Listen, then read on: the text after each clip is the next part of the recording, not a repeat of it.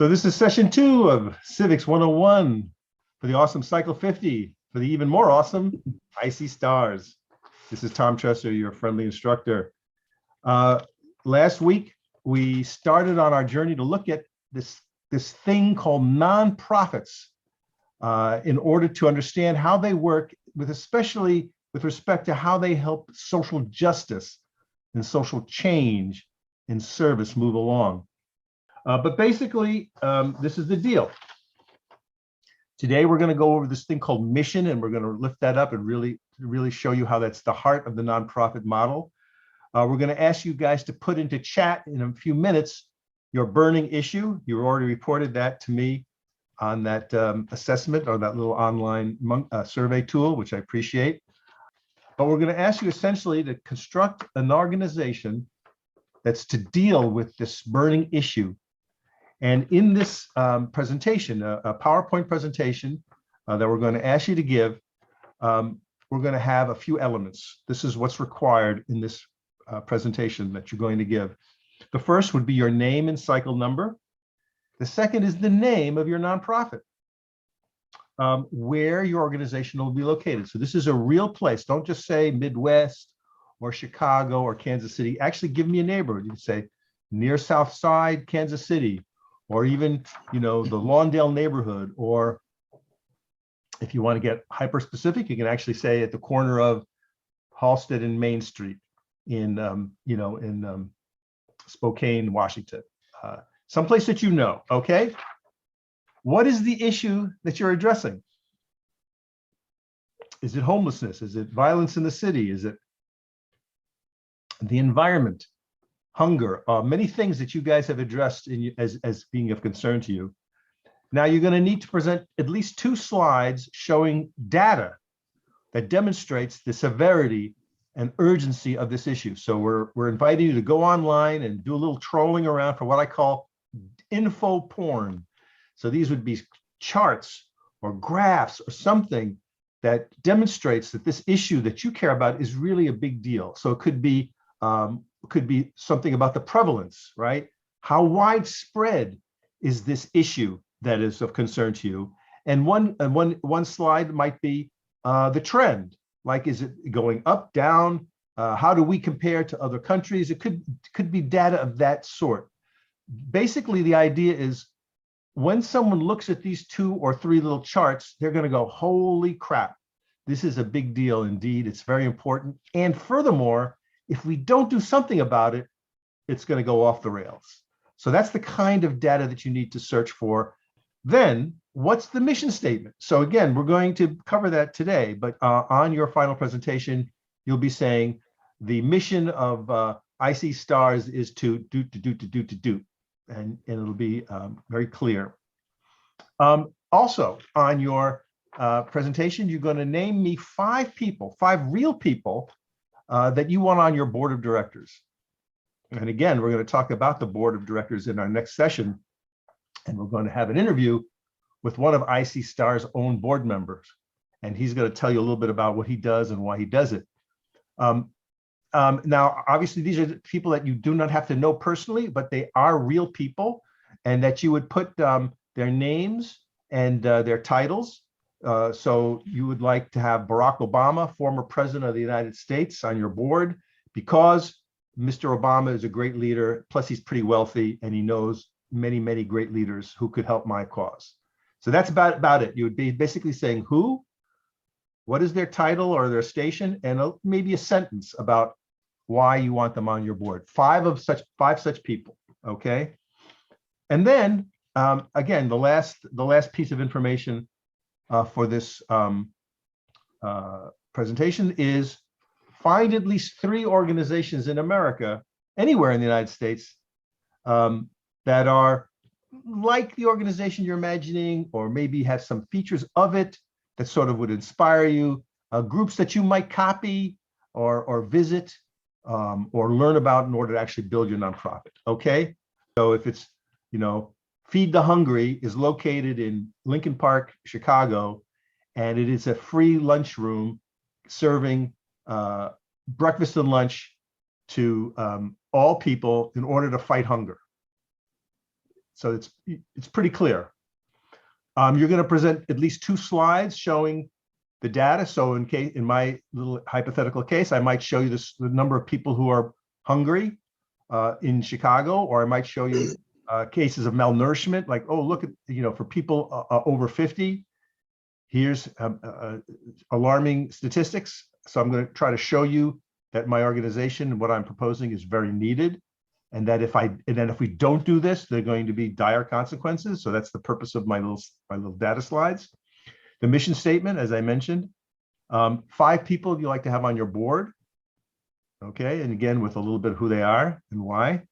And finally, 3 organizations that you have found somewhere in America that are emblematic, or they would be serving as models for you, or inspire you in some ways. Like, I'm just going to rip that guy off. There's a great organization in San Francisco called Feed the Hungry. I'm just going to rip them off. They're great. Here's their website. Check it out. And then I would be able to get a really great understanding of where you're at. Now, all these presentations will be embedded on the class website. So I've already given you that, and the page is already set up. So that'll be a record for you, and you can look at it anytime you want. And you can also check out the presentations of the prior cycles if you'd like some inspiration. And some of them are quite creative. I'm encouraging you to have fun with this, to use your creativity, and dress it up with graphics and images. You're trying to tell a story, you're trying to persuade us that this issue that is of concern to you is really a big deal indeed. All right. Now, a note on how to give presentations. I know this is something you've probably covered already, and I know you're probably giving presentations in your workshops and in your teamwork, but do not read your presentation to us. Okay, I will stop you if you do that. Your presentation is images with a little bit of text, and you are telling us the story. So think of it that way. You're telling the story of this nonprofit. The slides are advancing, and you are not reading the text to us. When you get to the mission, yes, the mission is you will have to repeat it to us, but other than that, you're using the slides to help you tell a story. And so I encourage you to rehearse. It's a very good idea for any presentation that you're giving, and do time yourself. And that's another discipline. Good? Okay, awesome. All right, thank you so much. So now let us take a look at the presentation where we were when we were talking about the distinctions of nonprofits. We left off here.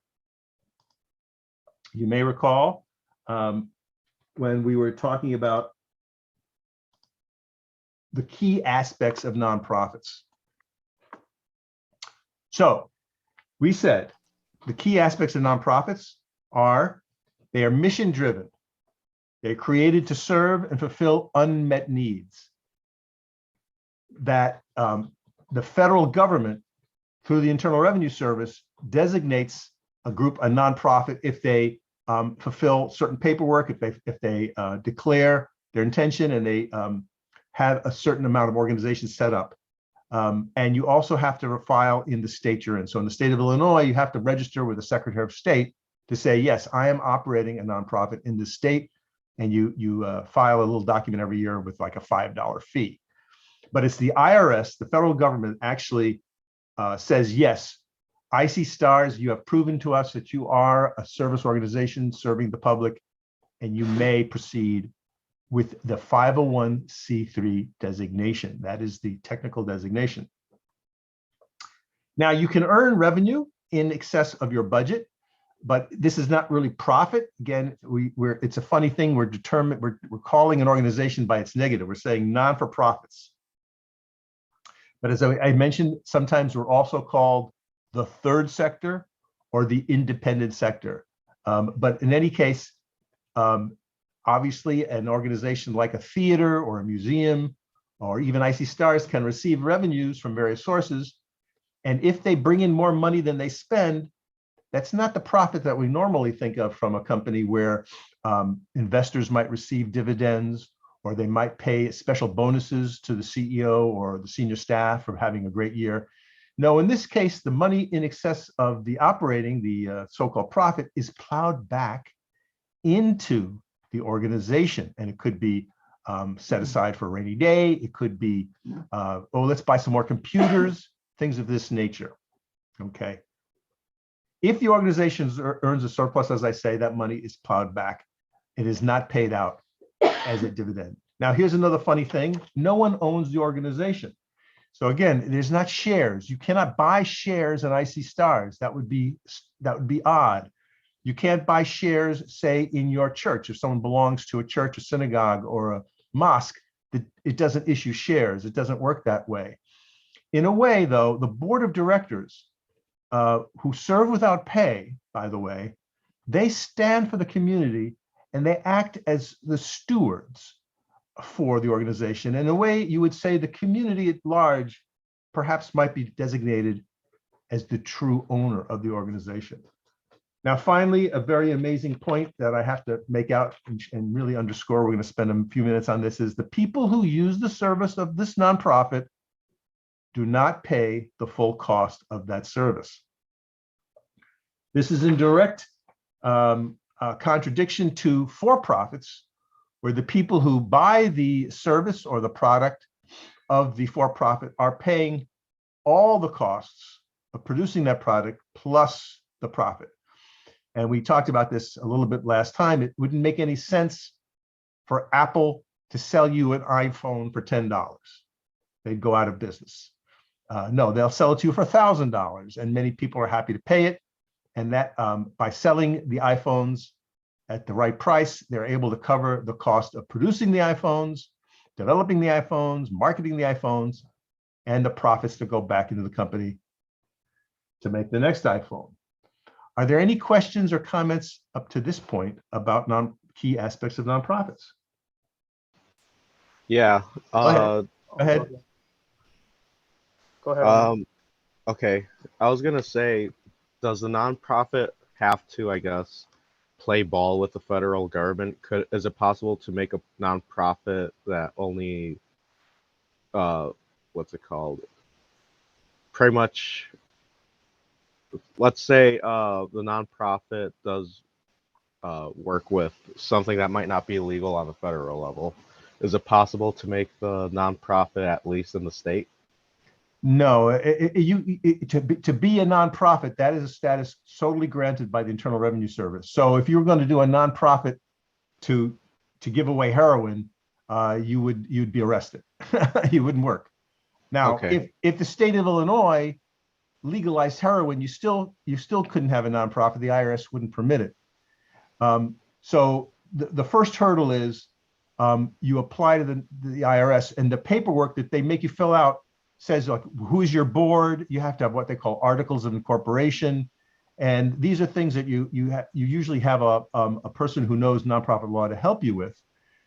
You just can't just sort of say, hey, I'm going to do this, and like send them an email. No, it's a pretty rigorous process that requires you to show that you're bona fide. Is that helpful? Yeah. So hypothetically speaking, Oregon has legalized just about everything, correct? Yes. Okay, so regardless if we're in Oregon, we will still have to play ball with the federal state. Yeah, so you could say my nonprofit is to educate the public about the benefits of cannabis. That's fine, because in our state it's legal. So we want everyone to know, we're going to have videos, we're going to have teach-ins, we're going to have we're going to pass out flyers, we're going to go to churches, whatever you're going to do, but you're not selling the cannabis. That the nonprofit couldn't do that. Now, okay. There could be a business, a legal business that sells cannabis in Oregon. You could be affiliated with it. They might give you a free office or something, but whatever you're doing that says that is that nonprofit service, that has to be legal as far as the feds go. Okay, thank you. Sure. So other question, I think someone wanted to say something. Yeah, just if you want to work for a nonprofit, how does it work for pay? Like, because I know of some nonprofits, like the CEO, like they get paid very well. Ah, good point. Like so, how does that work? Yeah. So is this like goes with the budget or? Well, so yeah, nonprofits have to run like any business. They have a budget, they have plans, they have management. We're going to talk about Icy Stars in more detail in our next class. We're going to look at their budget. And yes, say that a large hospital system like Northwestern is a nonprofit. That's a very small percentage of the nonprofits that we're talking about. But yeah, the president of Northwestern Hospital probably makes $5 million. The president of the YMCA of Chicago, which is a huge operation, he might make $1 million for sure. But most of the nonprofits that we understand and deal with, and that you will encounter or have encountered, are modest. And the CEO might make 50, 60, 80 thou, depending on the size of the budget. But many even smaller ones, it might be much less than that. So, but yes, again, a nonprofit can have a staff. They can pay benefits. If you ask Larry and other people who work at Icy Stars, there's healthcare. These are things that an employer can provide and often do provide to their employees. Okay, now let's talk. Since we're talking about revenue, let's move on. So these are sources of revenue for a nonprofit. This is important for you to understand because, again, this is not the for-profit model. This is some unusual features here. So the first thing we notice is people can give donations to nonprofits. And if it's a 501c3, they may deduct those contributions from their income tax as pertained by law. So the question is, do you guys give donations to anybody? So if you do, put into the chat who you give donations to. Anybody give donations? I'll put this question, donations, question mark? Church, that's one, that's the biggest one. Church, yeah, church again. That is the single biggest source that individuals in America give money to. We'll see that in a minute. Anybody give homeless? Yeah, so social services. That's very common. Again, sometimes through a person's religious institution, the religious institution may have a food pantry or things of this nature. Research, yes. Oftentimes, an organization may be doing research into different issues. Clothes. So sometimes you're donating not money, but could be donating what we call goods and services are also donated. So why do you donate? The people that put it in the chat, unmute yourself and tell me, why did you donate? Why? Why? Why did you give your money?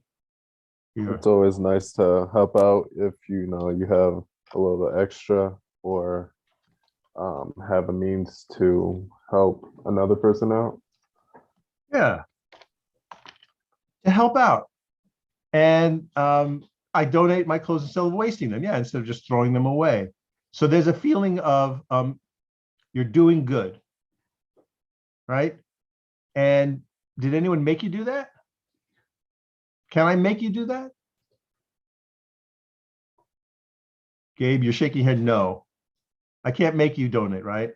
No, yeah. Unless like under certain circumstances in different places, like for example, the US makes us donate to the government in taxes. No, that's not what we're talking about. Remember, we're not talking about government. Government can compel. Remember, that was one of the things we mentioned about the government. So you pointed that out. I was just okay. Kind of playing. Yeah, I get you. But no, the government can compel, and if you don't pay your taxes, you'll go to jail or you could lose your home. No, the nonprofit sector operates on emotion. And so I can't make you donate, but I might inspire you.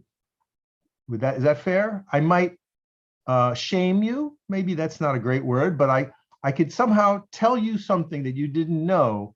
You could say, holy F, that sucks. I don't like that. I'm gonna, and you could respond in that way. You know what I'm saying? You can say, or I can tell you, persuasion or inspire. So that is to say, look, here's a group that's doing really great stuff to solve this problem that maybe you weren't even aware of. And I'm going to tell you this story. I'm going to show you something and you're going to go, whoa, I had no idea. Count me in. Yeah, you touched me. Here's $10. Here's $50, whatever the case may be. All right. Now, this is a key feature of our nonprofit world. It doesn't work for for-profits. Apple Computer is not going to send you an email saying, you know, we had a bad year. You know, could you donate $50 to Apple? You're not going to get a phone for it. It just does. It sounds bizarre just to even think about it, right? Zach's Pizzeria on 15th Street had a bad season.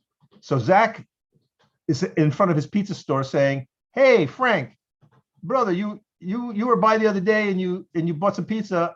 Would you donate $15 to my pizzeria? I have no pizza for you, but I just had a bad month." And Frank is saying, "I'll give you $15, but I want three slices of pizza." And Zach says, "No, it's just to help me out." And again, it just doesn't compute.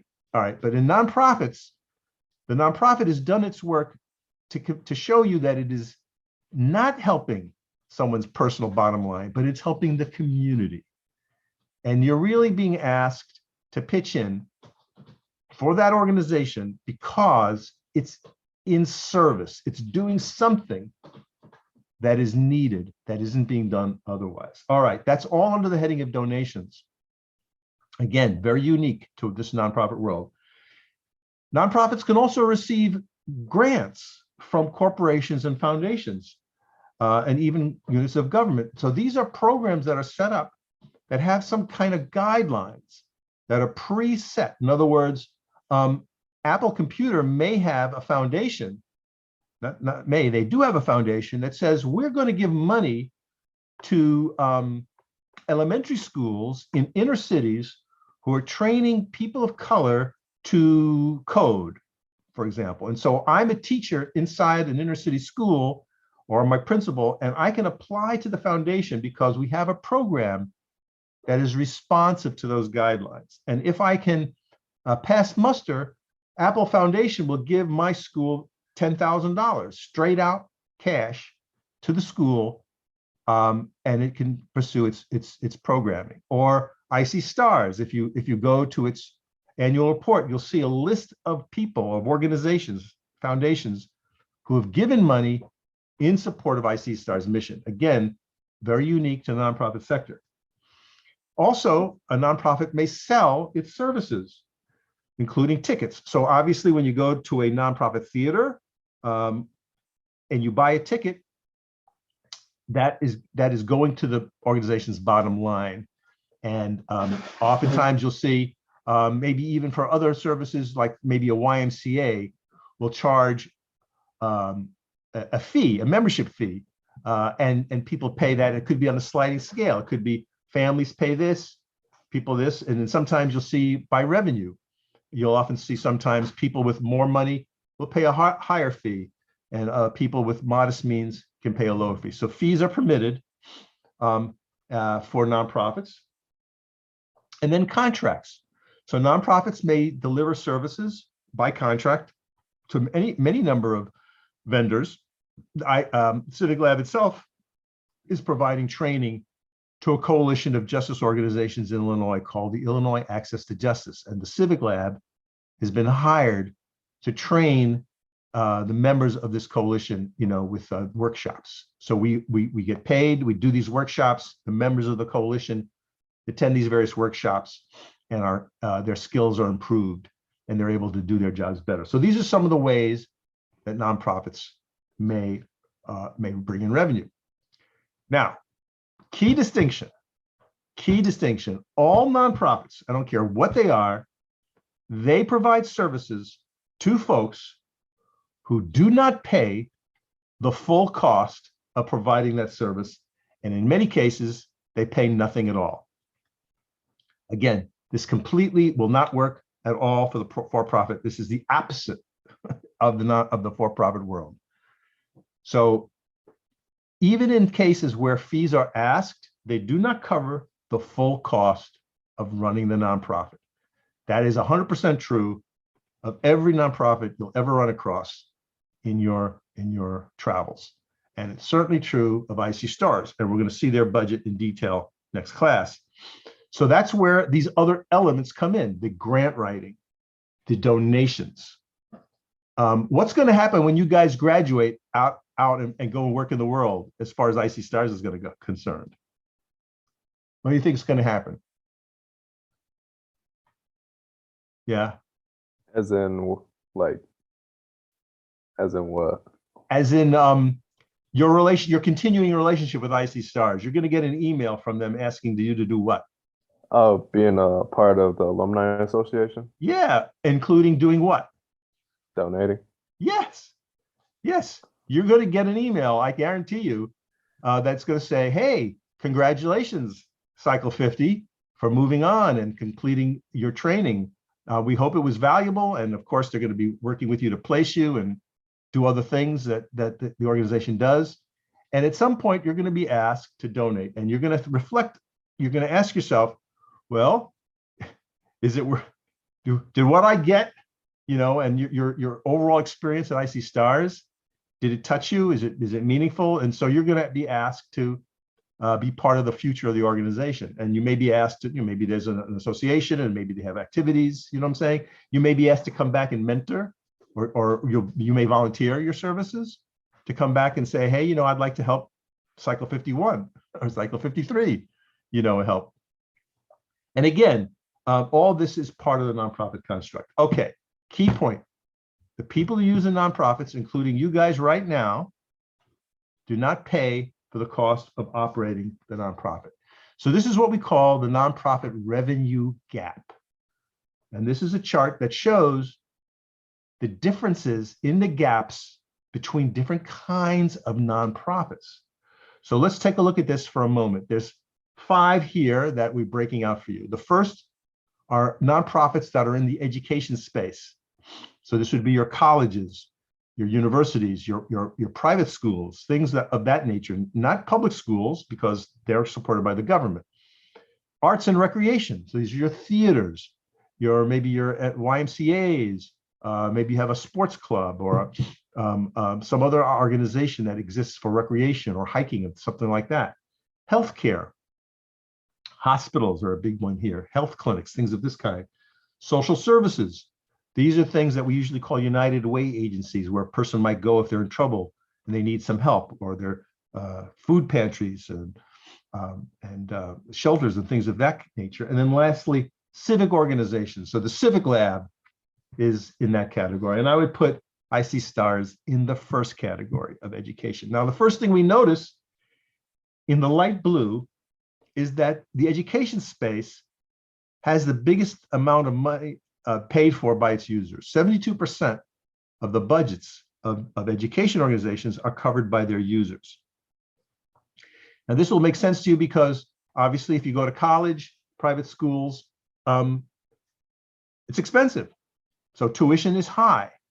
So if you go to Harvard, you're paying a lot of money. If you go to University of Illinois, which is a state school, you're still spending, there's still tuition. So basically education organizations, we're used to being asked to pay quite a bit, but still, you still see it's about 28% is unaccounted for. So in other words, if you expected the students to pay 100% of the cost of education, they would have to raise their tuition quite significantly. The next category would be arts and recreation, because we see, things like theaters, museums, they charge admission, and sometimes the admission is pretty high. So if you go to a typical theater in the city of Chicago down the Loop, you might be paying 50, 60 bucks for a ticket. But still, that is only a little over half. And so you see groups in the arts and recreation space need help. They need donations. They need grants. Then healthcare, we see over 50%, about 50% or more comes from the fees of users. So the people in the healthcare sector are paying 47%. The people in the social services sector are only paying 45%. and the users of my sector are paying the least, which is ironic since democracy is in trouble in America. But we can have a long conversation about why that is and what's going on in that chart. Okay, are there any questions about what this chart reveals? Anybody want to comment about what this chart reveals? Your own experiences in paying fees for nonprofits would be included here.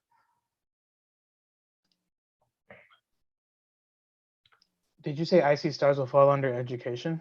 I would say so. It's an education and training operation. Though it's atypical in that you're not charged tuition. In fact, it's the opposite. You're being paid.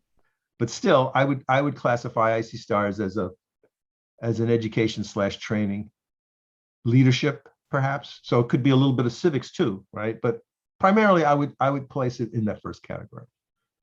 All right, but this is a key concept, my friends. If we got to make sure we understand this.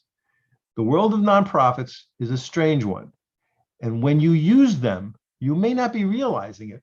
But if you're not helping out and you're just using a nonprofit, it's a little problematic because we can't have everyone using nonprofits and expecting someone else to pay for them. Now, it may be that many people who use nonprofits simply can't afford it. That's certainly a true thing. But I'm just pointing out to you that the nonprofits that you may use every day as you go through your life and your careers, they are all in the same boat. They're all in the same boat. They need help operating. I think that's the point I want to make here. All right. So last thing, so for the philanthropy part, that's that would be like the donations and everything that's like apart from government and like out of people's pockets. Yeah, donations would include individual contributions. So Tom Tresser writes a check for $100 on his personal checking account and mails it to Icy Stars. And then I can, if I'm in the right bracket, I could take that donation off. But I think the laws have changed a little bit actually. So, but it used to be I could say to my accountant, I gave $2,000 to nonprofits last year, and so it reduced my tax bill. And then Icy Stars takes that $100, they put it in the bank, and it goes into their general operating to keep the organization going. They just don't turn around and write a check for $100 to Larry, like, hey, Larry, we got some money in. No, it doesn't work that way. Clear? Okay, cool. All right, let's take a look now at how some of the dimensions of the sector. How big is the nonprofit sector?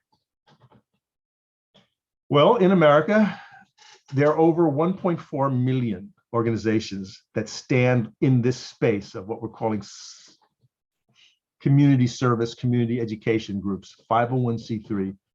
And you can see that human services has the biggest number of over 350,000 organizations. 350,000 human service organizations all across America. And in the case of education, which excludes, in this chart, colleges, there's 184,000 organizations. So again, I would say that's the space that includes Icy Stars in the education. Over there in the world of arts, culture, and humanities, we have 120,000 organizations across America. And in terms of religious and churches, we have maybe 300,000. But that's probably an undercount. The IRS does not require churches to actually file a return. So there may be many more churches that are smaller that just simply don't show up. So that's kind of the broad scope. So there's a lot of these critters, is my point. And this is a very unique feature of American civil society. There are nonprofits in other parts of the world, but nobody quite has this environment as we do here in America. And it goes out to what I pointed out in our first class. Forming associations and working together in this communal nature to solve problems is a very American trait. Okay.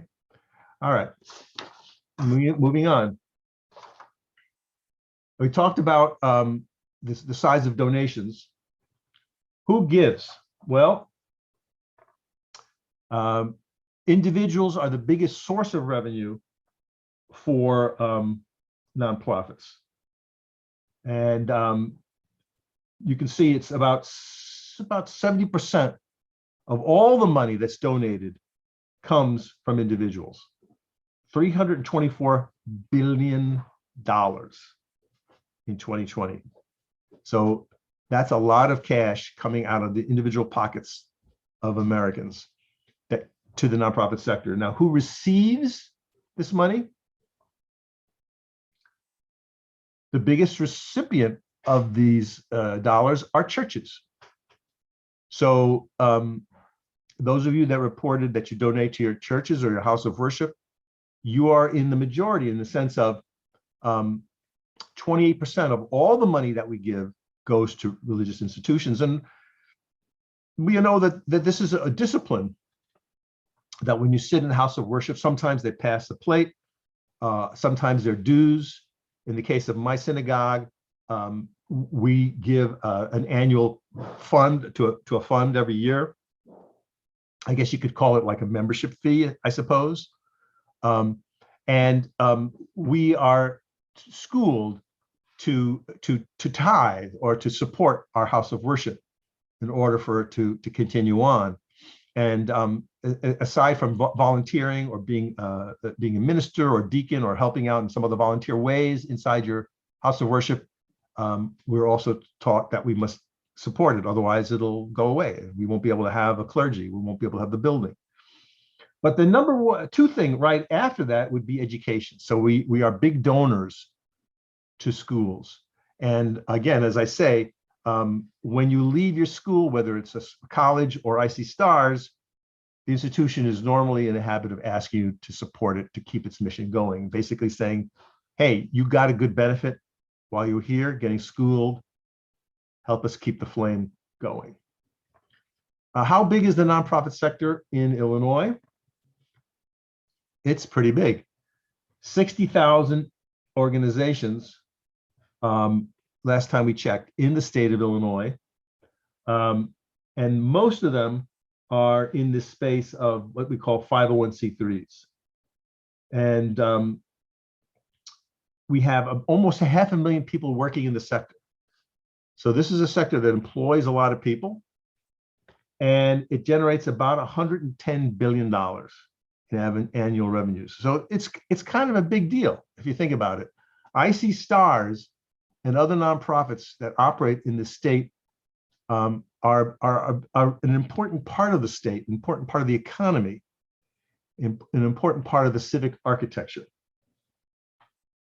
And people in Illinois give around $8 billion a year through their donations. And it's about 3% of household income. So for the case of myself and my wife, Merle, we give about 11% of our income through donations. And again, this is something for you to think about as you move off into your careers and families. How much will you donate to charity and groups that mean something to you, whether it's Icy Stars or your house of worship or something else that's meaningful to you? But I do posit that it is part of our civic responsibilities to be part of this virtuous cycle of support. So that being said, we'd like to turn our attention now to mission, the heart of the nonprofit. Without the mission being strong and clear, there really is no way for the nonprofit to continue on. So I'm going to stop sharing now and ask the question, what is the mission of Icy Stars? To provide opportunities and training for people who wouldn't have otherwise had it, and to create leaders, I'd say. Opportunities, training. All right, so that's the first part of your formulation. Is pretty much helping people who didn't have the opportunities in school or have the money for programs to become community leaders and help build up the community. Got it. So let's notice there's two big elements of your formulations. The first is the what. What is provided? And the second is to who. And they're kind of related, right?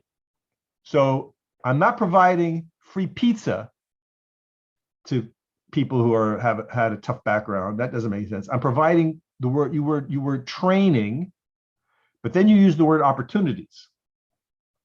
So implicit, I think, in what you're saying is training is just not to train like I'm going to learn how to like dissect frogs or something. No, it's I'm being trained specifically in order for me to be able to be better employed, have more possibilities in front of me. So when I hear the word opportunity, I mean like, in other words, think of it this way. If I didn't do it, I would have very few opportunities because I wouldn't know shit. I would be stuck. I wouldn't know how to code. I wouldn't know how to do a good team to solve a technical problem. I just wouldn't know it. Where would I know it? I wasn't taught it in high school. I wasn't taught it in college. I didn't learn pick it up on the street. So it sounds obvious to say it. So by having this thing, this service, which in this case, as you say, is training, allows you to do some things that you could not have done before. Doesn't mean you're an evil person or a stupid person. There's no such implication. It just means the path of life of the cards that you were dealt, let's put it that way, didn't have these opportunities before you. Is that fair? So therefore, having this thing called Icy Stars with its offerings now is putting you in a different place. And then you use the word opportunity. So now I don't have to go this way, but I could if I wanted to. I couldn't before, but now I could apply for this job or that job. Or if I'm given that job, I could sit and do the job in a good way. Whereas before, if they'd given me the job, I wouldn't know squat. They'd fire me after 5 minutes. So that's what all I'm hearing, all that when you say those two things. Now, the second part is to who. And then I heard to people who would not normally have had access. Say more about that. The who. Who receives? Minorities. Right. So it could be people of color, minorities. People who didn't have traditional People who have been left out of the deal in some way, right? In other words, again, remember what I said about unmet needs.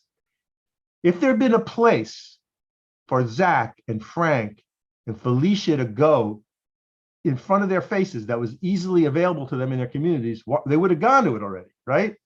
They wouldn't have had to come to Icy Stars. If there had been something in their communities, like Sam walks out of the house and there's a sign that says free technical training, apply here, good jobs for you. I mean, Frank wouldn't have to be here, or Sam wouldn't have to be here. But obviously there was no such thing, right? It sounds silly even to think about it, but think of it this way. For people who had more opportunities, they had the pathway in front of them. So maybe there are people who did go to different schools and had this training and didn't need any help.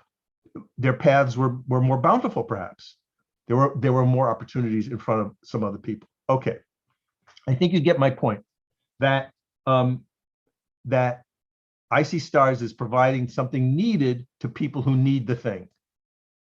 So that's kind of the key point I want to make here. But now let's take a look at Icy Stars website. So I'm going to share my screen again. And let's see what we find here. Now we see, can everyone see Icy Stars website? Okay, so we see a lot of stuff here. So we see build a constellation of talent.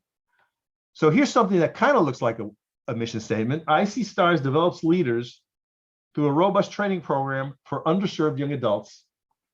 Be the change you want to see. So, let's put that in the chat. Icy Stars develops leaders. Now that's a little different formulation. You didn't mention that word, but Icy Stars is positing that that is a good thing through a robust training program. So not just a training program, it's robust. So I don't know what robust means. It means, I think it's someone lifting weights or something, but okay. For underserved young adults. So again, underserved is that word that is somewhat a little hard to pin down, but I think it means people who've been dealt a short deck. People have been screwed over, people have been left out, things of that. When I hear the word underserved, these are words that come to my mind. You could debate that. And again, young adults. So we don't got any old folks in here. Okay, so if you're over 60, I don't think, I don't know. I've never seen someone over 60 in Icy Stars, but again, they're saying young adults. That's important. Then it says something else, be the change you want to see in the tech industry. Now, I don't know what that is. That's not a mission statement, but okay. So let's see what else we have here. This is more about the program.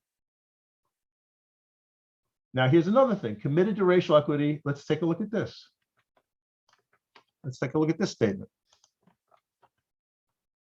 Committed to racial equity and social justice. Okay.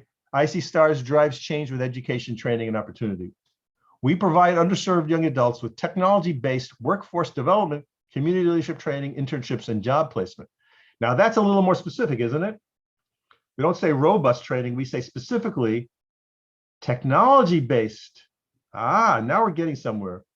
You're not learning how to be bakers, though I can imagine a program called Icy Bakes, Icy Cakes. I don't know, where you're learning to be pastry chefs.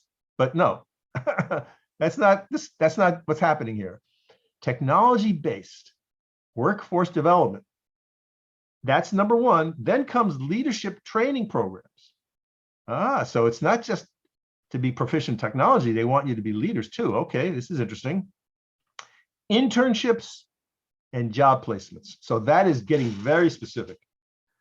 And then it says something with a pay it forward mentality. Icy Stars is shaping the next generation of community-minded technology leaders. That is what you are. But is that even still the mission statement? I'm not sure. Let's see what else we have here. We offer a 2-year practicum. Now that's getting a little specific. So again, I don't see mission. This is all about. So let's go back up here to the top of the website. And let's see what else we have. Program. Let's see if we can find something that looks like a mission. Apply now. This is more like how to get in. This is again descriptive. I don't see a mission statement. Let's keep looking. Get engaged. All right. Still looking.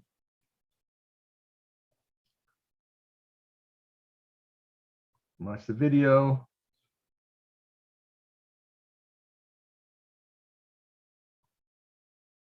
I don't see it. So would it be in the About Us section? let's take a look.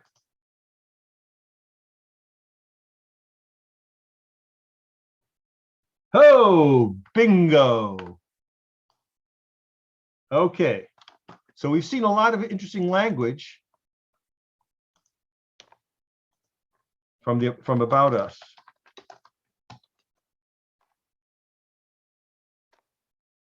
All right. So here's Icy Stars works to activate a technology community of change agents to power social and economic freedom. What the heck? There's nothing about training poor people here or training disadvantaged people. Now it comes. Working with low-income young adults, not disadvantaged, not forgotten, not screwed over or whatever, left out, just plain low-income young adults, providing them with employment opportunities and preparing them for community-based advocacy allows us to achieve our social purpose. So I debate whether that is actually the most powerful mission statement that Icy Stars can have. given some of the other things that we just looked at. But this is what they say. Now, reactions to that mission statement.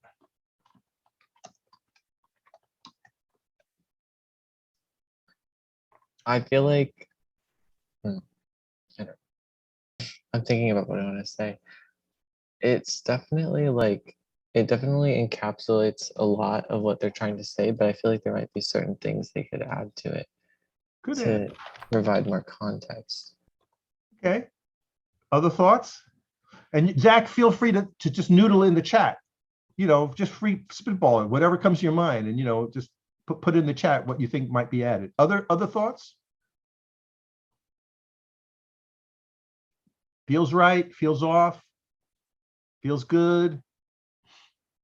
Does it get your pulse pounding? Do they explain their social purpose on the website? Because I feel like that might leave a few people that are like interested in like donating or joining kind of left like in the dark about that. That's good. Yeah, so it feels like yeah, what does that actually mean? You know, it feels like maybe there could be some context, like perhaps, again, this is not exactly belongs in a mission statement, but if you told me that America's tech sector generates $200 billion a year, whatever it does, and employs 4 million people, whatever it does, but only 5% are people of color, or 10% of people of color, and only 2% are women of color, now you get my attention. You know what I'm saying? In other words, help me understand what the social wrong is that Icy Stars is helping. I mean, instinctively, I know, but you know, so, or you could just say, America's tech sector is vastly wealthy, but is doing a terrible job of serving people of color. I mean, you can just come out and say it, I guess. You know what I'm saying? And therefore, Icy Stars will fill this gap by blah, blah, blah, blah. So again, we've seen different formulations about how Icy Stars talks about itself. We had to work to find this, but you know, if Icy Stars sends out emails or materials to donors or other people saying, introducing them, maybe they use different language, maybe they use a combination of the things that we've looked at from the homepage as well as this page. All right. So you're starting to see a little bit about the arts and crafts of developing a mission statement. It's not too long. It can't be, this is about the right size, you know, of what we're talking about. We're not talking about many paragraphs. That's not a mission statement. So when you're thinking about your mission statement, you're thinking about something like this, equals who does what for who, where, and why. And then you can have a couple more paragraphs to sauce it up, as Icy Stars does. So now let's talk a little bit about you guys' burning issues. So I'm just going to ask you to place in the chat now, what is your burning issue? So let's take a stab at it. For me, as I said before, it's economic justice or injustice. So please, you can put a sentence fragment, you can put a headline, taxes. Say a little bit more about that, Terrence. High taxes, low taxes, what do you mean? You gotta help, give us a little more. You could say high taxes piss me off, or you could say we're not collecting enough taxes from the wealthy. Yeah, good, this is good. And again, fair and good, this is good. Fair and competent policing in Black neighborhoods, that's very descriptive, that's very helpful. Queer rights, very clear. Changing perceptions on gender and sexuality. So I take from that the perceptions now are not correct, they're miscued, they're heading in the wrong direction, they're being fed by hatred and bad information, right? So I'm getting that feeling. So the sense of let's correct the records kind of way. Let's tell some truth, blah, blah, blah. Let's stand up for people. I'm getting that, Zach, from that when you said that. That's very cool. Food deserts, very clear. Now, again, that's just two words, but we know from when we hear that term food desert, we understand that means a few things. We understand that it means there's certain communities in which it's very hard or impossible to get fresh food without traveling outside of the neighborhood, right? So that means someone has to have a car or access to public transportation and the time and resources to use the public transportation to leave their community to go get whatever, the fresh milk, the food, the groceries, and that's a hardship. So when I hear the word food desert, that's what I'm conjuring. And I also conjure that it means in usually communities of color are left out in that sense. So when I hear food desert, it brings up a lot for me. People who are unhoused, so homelessness is another one punch word, but you might expand on that. Morgan, you might say, we want more affordable housing for Latinos, or you might say for young women who might be having children before they're 20, we want to make sure they're housed. Or, in other words, so again, when you can be a little more specific, that's very helpful. Drug addiction and drugs-related litigation and social support. So again, very clear to me. Substance abuse, you might be saying the medical profession or the helping profession is behind the times. You might be thinking that the laws are antiquated, that maybe we need to change the laws and maybe make these drugs legal. That could be part of your solution. In other words, maybe heroin and marijuana and all these drugs should be legal. Or you might say, no, that's not what I mean. But we should be educating people about their impact so that people will choose wisely and try and not hopefully addict themselves to bad substances. So again, this is good. This is your first blush. Now, in the newsletter that I'm going to send you this weekend, I'm going to go through this list, okay?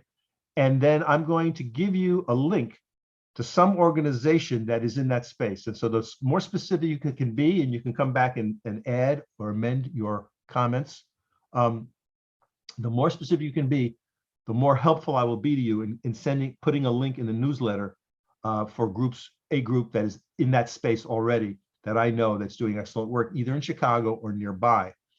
So mental health, that's a big issue. Chicago closed 5 mental health clinics under Mayor Emanuel and caused a real problem in the community. I know a lot of people who are active and are leaders in that movement to either get those mental health centers reopened or to have the city in some other way step up to deal with people who have different issues, different traumas, and there's no place for them to go. They don't have the money to hire a private, counselor or something like that. Citizenship. So this issue of undocumented people, the so-called illegals, this issue of well, how does one become a citizen, and why are people coming to America in so many droves, and why are we hostile to them? My grandfather came here in 1898. He came from Romania. He didn't need any special papers. He just came here, right? And so true for a lot of European Americans. So what's going on with immigration is a question there. So again, there are many organizations that are fighting legally. So there's a legal fight, and then there's also a social services fight. So there's like people that need help with being home, having homes, or having their legal cases dealt with. Again, so you might be thinking like, okay, the aspect of the immigration fight that I want to take on is I'm going to have a legal center, and we will have free legal help to people that are being rousted, and we'll handle their cases for no charge. That would be a response, right? So you're thinking now, this is good. You're thinking about what makes you angry, what's concerning you. The next step is, well, what am I going to do about it? Another way to put it is to why fight. And you started to put it into the chat, why fight? And that's at the heart of it. Why are you fighting and for whom? Those are the heart. That's the heart of the mission statement, what's driving you. And it should be very clear when we get to that point. Remember, nonprofits exist to serve a mission, to deliver the service to respond to a situation or opportunity that has not been addressed. They serve constituents left underserved or not served by government and for the for-profit sector. It's the mission which provides the meaning and direction of your organization, as well as uniqueness, or what we call the niche. So that is also something that's part of the nonprofit mission. And we talked a little bit about Icy Stars. We looked at it and we wondered, could it be sharpened? And that's good information for you. So there's different things that you can see on Icy Stars website that you might respond to and say, yeah, that makes total sense to me. I get that, or that wording is a little fuzzy to me. So again, use that to guide you. Now, here are some mission statements of some well-known for-profit companies. Sometimes they're a little counterintuitive. So Apple is to challenge the status quo to think differently. Doesn't say anything there about selling you any computers. Coca-Cola, to refresh the world and inspire moments of optimism and happiness. Are you refreshed? Are you optimistic and happy when you have a Coca-Cola? Google, to organize the world's information and make it universally accessible and useful. Now, that uses the word information, so maybe that makes sense to you. Disney, to create happiness for people of all ages everywhere. So these are the mission statements of some well-known organizations. Now, here's some mission statements for some not so well-known nonprofits. So the Reading Holiday Project uses child-centered, culturally responsive, and high-impact strategies to close the reading achievement gap for young Black children. The Reading Holiday Project uses child-centered, culturally responsive, and high-impact strategies to close the reading achievement gap for young Black children. So it's telling you all of it. It's telling you for whom we're doing what, and a little bit about the why, because there's a reading achievement gap. So that's that, and it's implying that if this group didn't act, that gap would be what? It would still be gappy. It's not going to close by itself. You see? So you need somebody taking action. The Ella Baker Center for Human Rights organizes with Black, brown, and low-income people to shift resources away from prisons and punishment and towards opportunities that make our communities safe, healthy, and strong. Now that's got a little more political juice to it, doesn't it? It's kind of telling you something that exists. Again, if you left the system alone, it would continue in this way. This way being neighborhoods that have people of color in it or low-income people in it are getting over-policed. So there's resources happening in these communities that are emphasizing prison and punishment. And what they're saying is if we don't do something about it, it's going to continue in that way. And we're going to change from that to something else. And the something else is going to be a community in which there's opportunities that make our communities safe, healthy, and strong, which implies that they're kind of not safe and they're not strong, or they need help in those regards to be so. The Harlem Academy drives equity of opportunity for promising students, guiding them to thrive at the highest academic levels and one day make a mark on the world. Hey, that sounds a little like Icy Stars, doesn't it?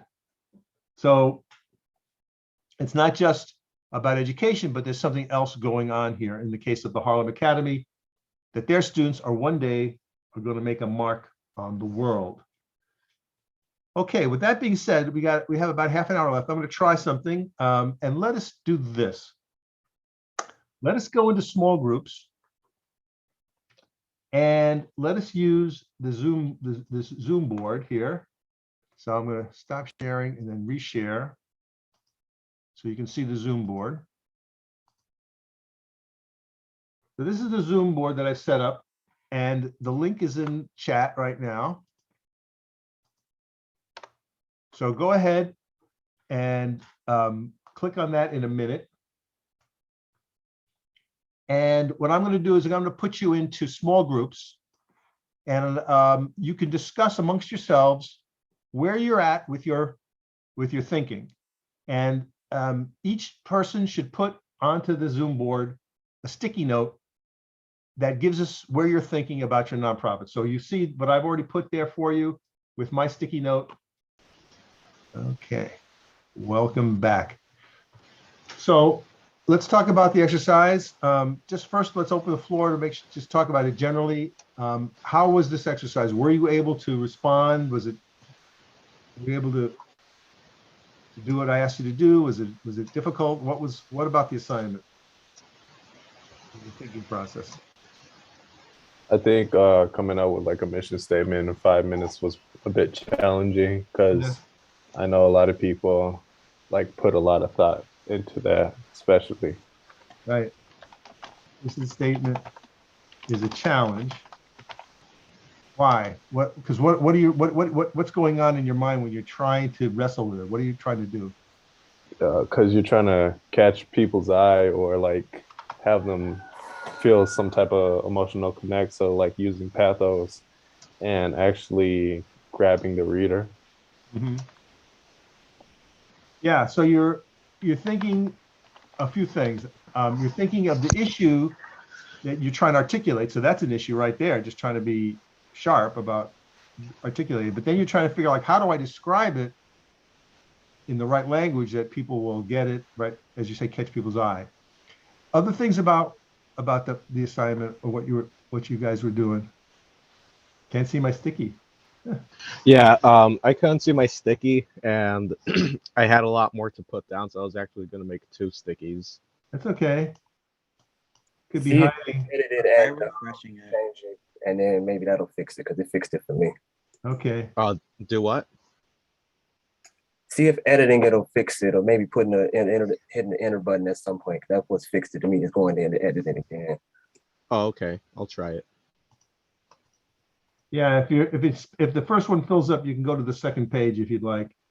There's still a little room. Okay. Other things about trying to do this exercise, trying to wrestle with this idea.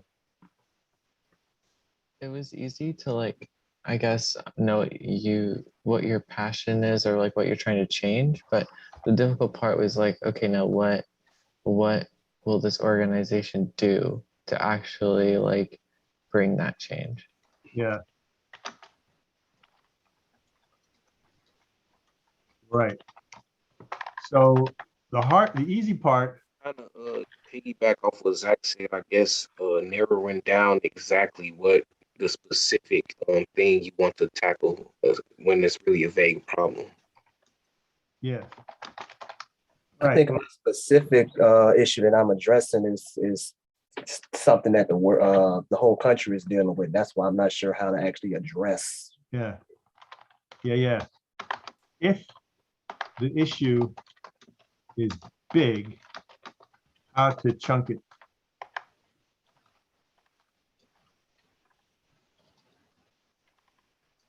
down.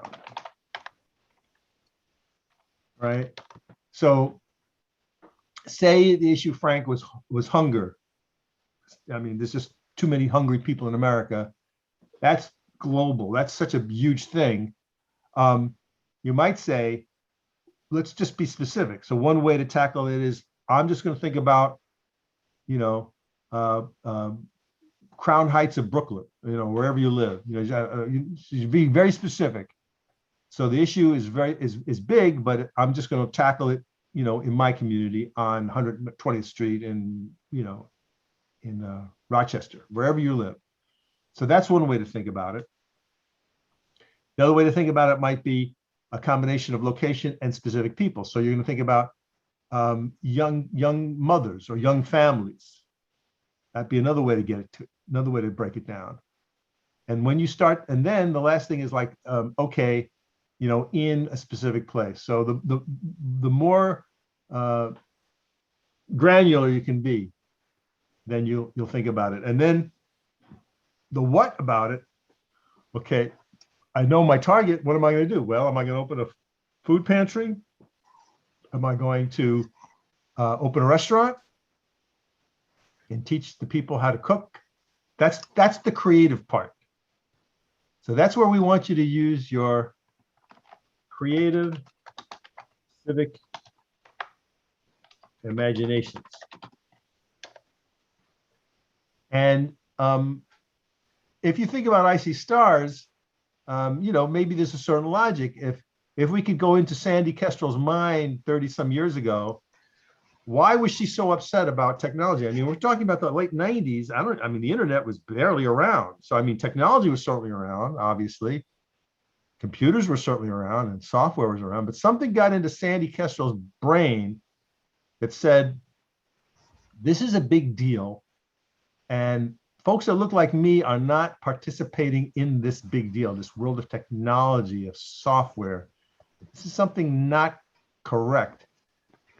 What am I, Sandy Kestrel, and my colleagues going to do about it? Well, the thing that jumped into their brains, she was a teacher. I actually hired Sandy in 1993 for a program on Howard Street where she was a teaching artist and worked for me.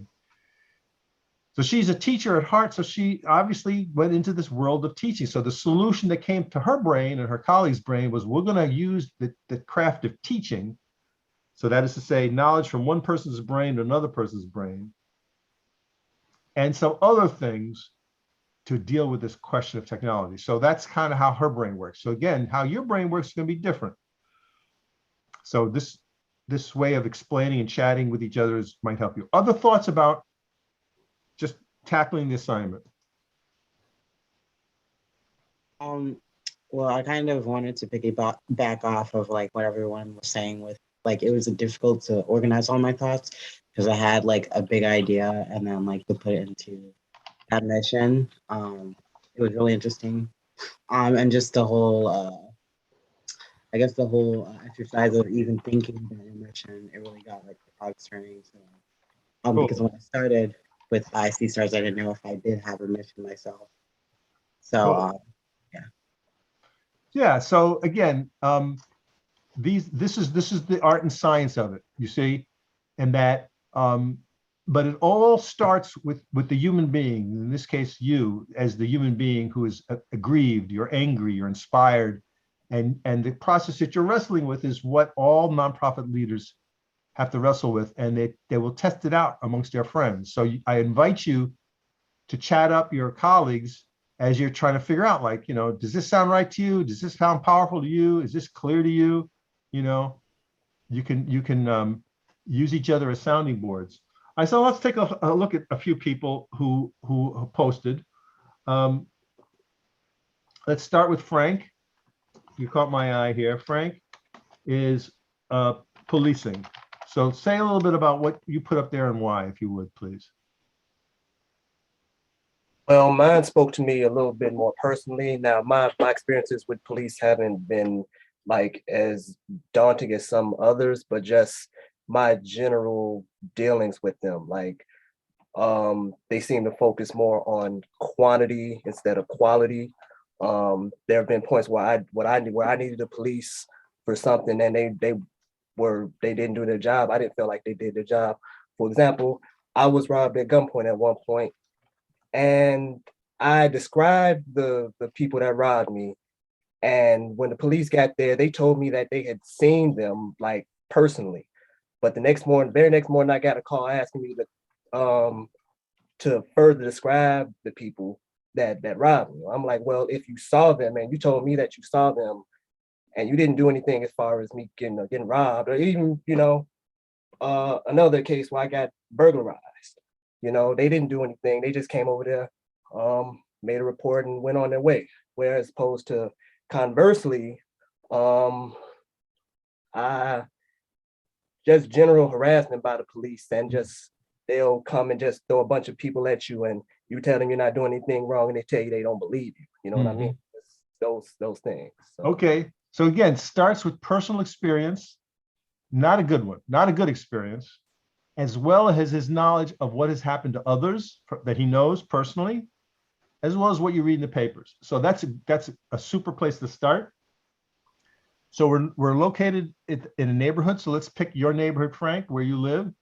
and that police district. So you would say, so I live in the south side of Chicago, whatever, and that's police district 18. So I'm gonna focus my nonprofit on improving the police services of the 18th district, and we're going to do the following things. So now you could say, we need street advocates. So I'm going to have a storefront with an 800 number, and I'm going to market my services, especially young Black men and women.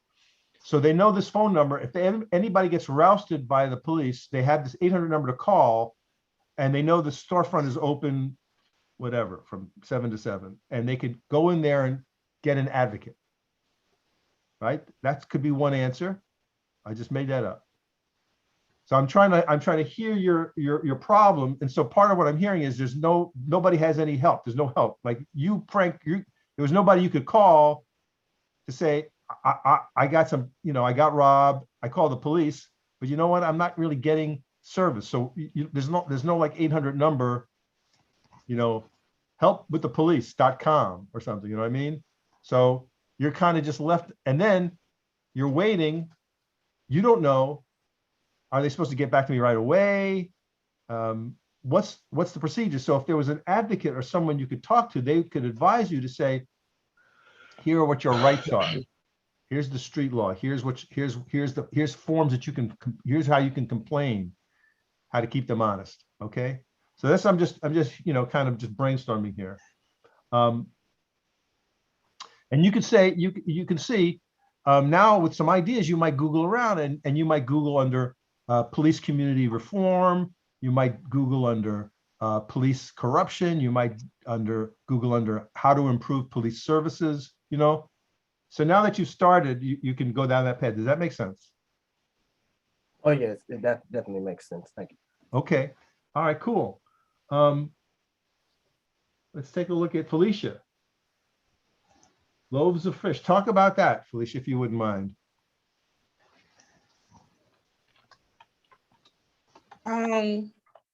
Just starting a food pantry that will cover a vast amount of areas, given that there are a lot of food deserts on the south side. So that's comes right to the heart of it. Simple, focused. So it's a physical storefront. More so it could be done from, it could be pop-ups, it could be done from one specific, like there's a church that I do attend that has the means to store and secure food like that. So it could be done like that, but it also mainly pop-ups and work on home deliveries to the sick and shut-ins or people who can't get around. Okay. So now this is a little more creative. It's not just one space in one place. It could be a truck. You could be using a truck even to service multiple spaces. So I'm getting more mobile, more responsive, more like yeah, we have a place for sure where obviously the food has to be, right? But we're gonna have a truck that's gonna be able to service certain places, and you can call us, and we can have a route even. So it speaks to me about even being a little more creative and nimble. So maybe you would need it. So maybe you would need a truck, and therefore a place to service it, and have a way for people to maybe it's an app. So maybe there's a phone, something on your phone or something by text, right? And it's like 20 minutes. We've got our truck is basically, you can say our truck is full of these basic things, and it's on a circuit. It runs from 5 to 5, and text us and it will be there in 20 minutes. Right. And again, you just try it out and you say to yourself, like, would I use that? Does that make sense? Would that meet the need? No, that's stupid. That don't make any sense. So, you try these ideas out and you see which way to go. And then you think of the funny word, maybe it's like, it's like bread on wheels, or, I don't know, bread in 20 or something, then you start thinking of like marketing and ways to make it stand out and be memorable. But so correct you, it was 5 loaves and 2 fish. 5 so loaves. that means a lot. Okay.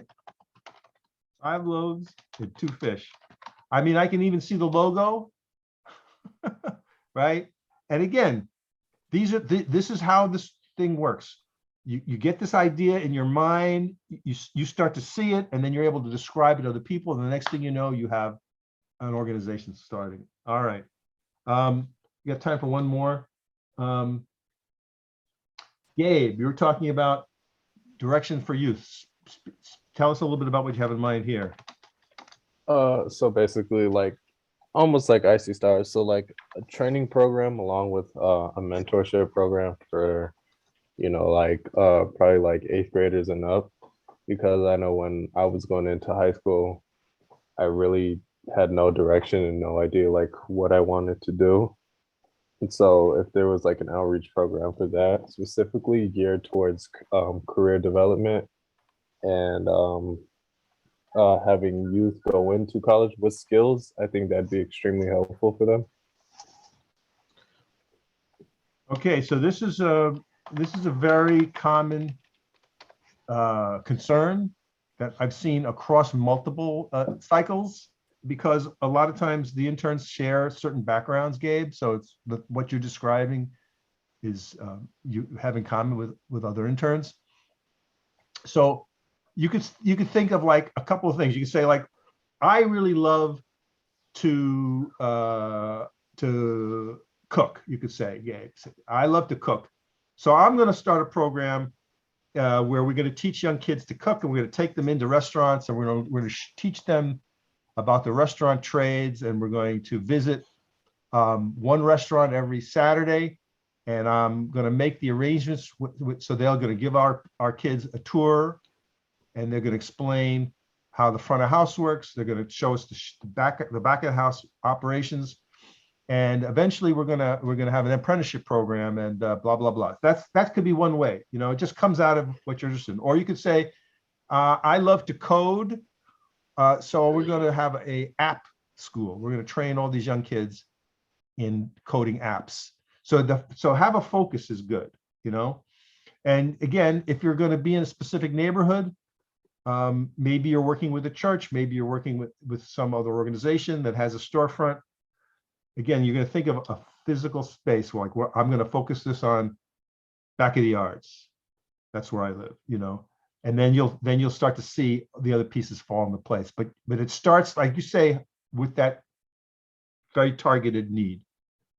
Okay, this is good, my friends. I think you see kind of the vibe here of what we're asking you to do. And in our next session, we'll repeat this kind of small group work. And I think you'll have a chance to even refine your thinking a little further. If you'd like to share with me through email, whatever you've got, we can have this kind of back and forth dialogue like we're doing now, just via email, okay? So remember, I'm Tom at civiclab.us. Okay, in the last few minutes, any thoughts or comments about the wonderful world of nonprofits? Have we covered them up to this point? Any thoughts or comments? Can the term foundation be used as a nonprofit? Because my grandfather spoke to the depths and the benefits of starting a foundation, and a lot of the things that he spoke on mirrored a lot of the things that we talked about today. And I was wondering if foundation could be an interchangeable. Well, now that's real interesting, Frank. Nobody's ever done that in the class. They've always created a group that's delivering service, but a foundation is a nonprofit, but it usually is about giving money away. Okay. Usually is what a foundation does. So that is a nonprofit. So if you see making grants, giving money out as a service, then to whom are you giving the money and what are they supposed to do with it? Okay. And your problem as a nonprofit operator would still be similar to others, because you still have to raise the money unless you personally are a millionaire. Right. You know what I'm saying? So Yeah. the nonprofit in this case might have a little different product, if you will, but the operational setup is still the same. You've got to raise the funds. You got to have a board, just like everybody else. But yes, absolutely, that would be very novel. I'd be curious to see what you come up with. All right. Other thanks. thoughts or comments? Not at the moment. Okay.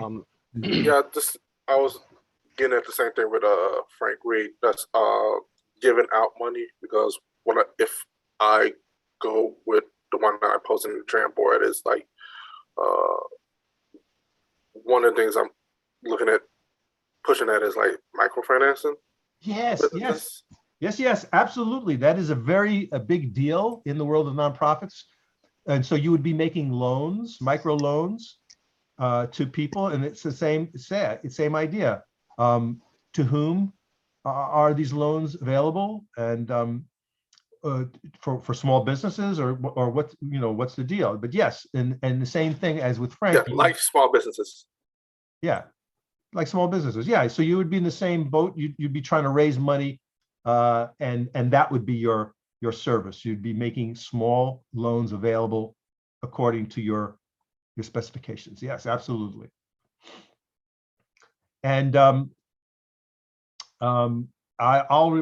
remember to put into the notes this idea of microfinancing and small community foundations. All right. That's all the time we have for this session, session 2 of Icy Stars Civics 101 for cycle 50. In our third session, 1 week from today, we'll continue our work on honing down your mission and your organization, and we will be joined by one of your own board members from Icy Stars, who will share with us his experience. So until then, everybody, stay safe and sane out there. Have a good week.